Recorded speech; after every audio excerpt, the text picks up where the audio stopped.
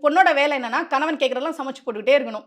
இன்னைக்கு என்ன சமைக்க போற? வீட்டு வேலை செஞ்சியா? இத தாண்டி ஒரு பெண் வேலைக்கு போறதோ, சத்தம் போட்டு பேசுறதோ, சுதந்திரமா இருக்கிறதோ, தனியா ஒரு இடத்துக்கு போறதோ, அவங்க யாருமே அத யோசிக்க முடியாது சார். அடுத்த தலைமுறையும் சொல்றேன். என்னோட வயசுல ம். இருக்கக்கூடிய ஆண்கள் வேணா கொஞ்சம் மாறியிருக்கலாமே தவிர, அவ்வளவு ஒரு பெண்ணடிமைத்தனம் மிகுந்த ஒரு குடும்பத்தில வந்து, மனைவிக்கு இவ்வளவு சுதந்திரம் குடுத்து, அம் "நீ பேசு நான் இருக்கேன்" அப்படின்னு சொல்ற ஒரு கணவர் கிடைச்சது, ஏதோ நான் செஞ்ச ஒரு பெரிய பாக்கியம் சார். என்ன மாரி புத்தகத்தெல்லாம் விரும்பி படிப்பீங்க? நான் பொதுவா இப்ப ஆன்மீக சொற்பொழிவாளரா இருக்கிறதுனால, நான் தேடி தேடி ஆன்மீகம் சம்மந்தப்பட்ட புத்தகங்கள் படிக்கிறேன். பொதுவாகவே நான் எல்லா விதமான புத்தகங்களுமே படிப்பேன் சார்.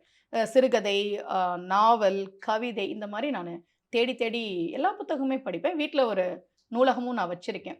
என்ன தலைப்பு குடுத்தாலும் பேசுறதுக்கு நம்ம தயாரா இருக்கணுன்றதுக்காக, எல்லா விதத்திலயும் நான் புத்தகங்கள் வச்சிருப்பேங்க சார். இப்ப சமீபத்தில ஒரு மேடையில பேசும்போது சார், ஒரு கவிதை சொன்னேன். கொஞ்சம் நீளமான கவிதை அது. அது அம்பை அவர்களுடைய "வற்றும் ஏரியின் மீன்கள்" புத்தகத்துல இருக்கக்கூடிய ஒரு கவிதை. அ அது வந்து சந்தால் மொழியில இருந்து மொழிபெயர்க்கப்பட்டிருக்கு தமிழ்ல. அதுல என்னன்னா, ஒரு பெண் வந்து தனக்கு எப்படிப்பட்ட மாப்பிள்ளை வேணும்னு அப்பாகிட்ட சொல்ற மாரி கவிதை. எந்த ஊர்ல போய் மாப்பிள்ளை பார்க்கணும் அப்படின்னு சொல்ற மாரியான ஒரு கவிதை. ஒரு மிக மிக நீண்ட கவிதை. நான் சுருக்கமா சொல்றேன். அதுல வந்து, "அப்பா நீ அங்க பொண்ணு பார்க்காத, இங்க பொண்ணு பார்க்காதன்னுலாம்" சொல்லுவா அந்த பொண்ணு. நீ வந்து உன் எப்படி தொடங்கும்னா, "பாபா உன் ஆடுகளை விற்றுத்தான் என்னை பார்க்க வர வேண்டும் என்றால், அவ்வளவு தூரத்தில் எனக்கு மாப்பிள்ளை பார்க்காதே." இப்படிலாம் சொல்லிட்டே போகும் அந்த கவிதை. "மலைகள் இல்லாத ஊர்ல நீ பார்க்காத, அ முற்றம் இல்லாத வீட்ல வந்து எனக்கு மாப்பிள்ளை பார்க்காத."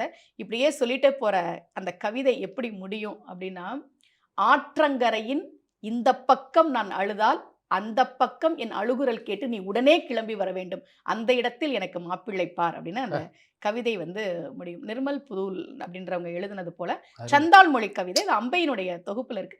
ஸோ இந்த மாரி கவிதைய சார் நான் மேடையில பேசினேன். இத நான் சொன்ன மேடை எதுன்னா, கந்தபுராணம் 5 நாள் சொற்பொழிவு பண்ண மேடையில இந்த கவிதைய சொல்றேன். ஆ. இது ஏன் சொன்னா, வள்ளி திருமணம் சொல்லி நம்ம முடிப்போம் இல்லையா? வள்ளி வந்து முருகன் காதலித்து திருமணம் செய்து கொண்ட பெண். அப்ப காதல் திருமணம், பெற்றோர் பார்த்து வைத்த திருமணம் இப்படின்னு பேசும்போது, இந்த திருமணம் சம்மந்தப்பட்ட விஷயங்கள்ல நம்ம தேர்ந்தெடுக்கக்கூடிய ஒரே உறவு வாழ்க்கை துணை தான் சார்.